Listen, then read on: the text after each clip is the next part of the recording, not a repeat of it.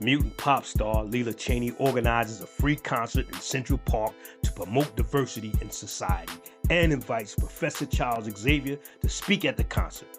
His speech is interrupted by Stryfe, who, disguised as his doppelganger and nemesis Cable, shoots Xavier with a bullet that infects the professor with a lethal strain of the techno-organic virus. So, get your marshmallows ready and grab a seat at the campfire as we jump into the villain dream team, X-Cutioners song. Meanwhile, War and Famine, the Horsemen of Apocalypse, attack Iceman and Colossus, distracting them from Caliban, who kidnaps Cyclops and Jean Grey.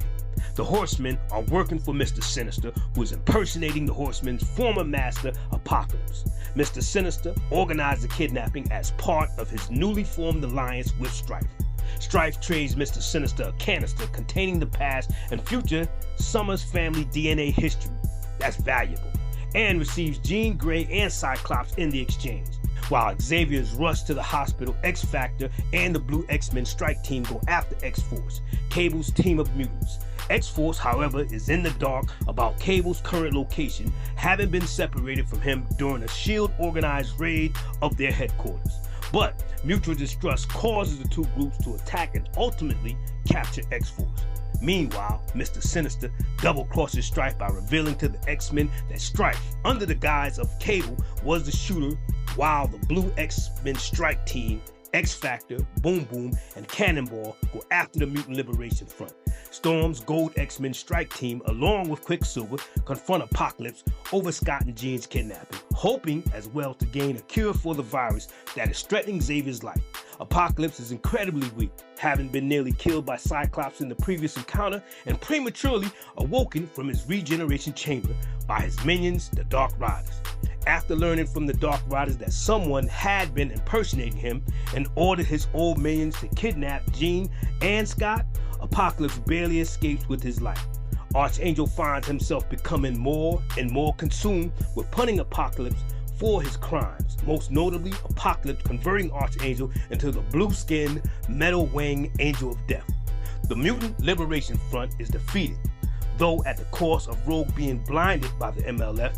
Member Strode, meanwhile, Bishop and Wolverine locate Cable and after a brawl decide to give him the benefit of the doubt and work together to find Jean and Scott. Apocalypse is ambushed by Stryfe, who declares that he is out for revenge for unknown wrongs committed against him as a child by Apocalypse. After Stryfe stabs him in the chest, Apocalypse escapes and seeks refuge amongst the X-Men, ultimately curing Xavier of the techno-organic virus as payment for Sanctuary. Cyclops and Jean are systematically tortured by Stryfe, who blames the two mutants for ruining his life, a claim that leaves the two X-Men stunned since they never encountered Stryfe before their kidnapping. Stryfe and his new minions, the Dark Riders, who pledge their allegiance to Stryfe after he defeats Apocalypse, move the two to Apocalypse's former base on the moon. Scott and Jean escape, entering the vacuum before realizing they are not on Earth. Her powers no longer blocked, Jean sends a frantic SOS to Wolverine. The X-Men, knowing Xavier will live now that Apocalypse has purged the technovirus from him, headed to space, save their teammates. Cable and Wolverine and Bishop head out to Stryfe's base on the moon too, and arrive there first, decimating Stryfe's defense just as the X-Men storm Psylocke and Polaris, Cannonball, Havoc, and Iceman and Archangel and Apocalypse arrive. Splitting up Apocalypse is ambushed by the Dark Riders, who beat their former masters to the brink of death. Apocalypse is later confronted by Archangel, who refuses Apocalypse's request for a mercy killing.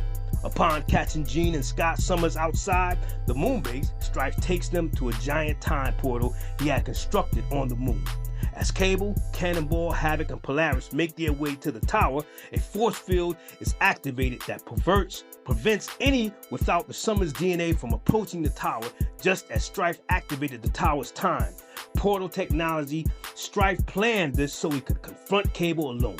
And though Havoc has enough genetic similarity to Scott to pass through the force field, doing so renders him unconscious. Cable finds himself hopelessly outmatched by Stryfe. But as they battle, Jean Grey and Cyclops break free and Havoc regains consciousness. Driven to despair, Stryfe tries to collapse the active tower upon X-Men. Cable grabs Stryfe and orders Cyclops to activate the time vortex, a plan that will kill both Stryfe and Cable. Cyclops reluctantly does both.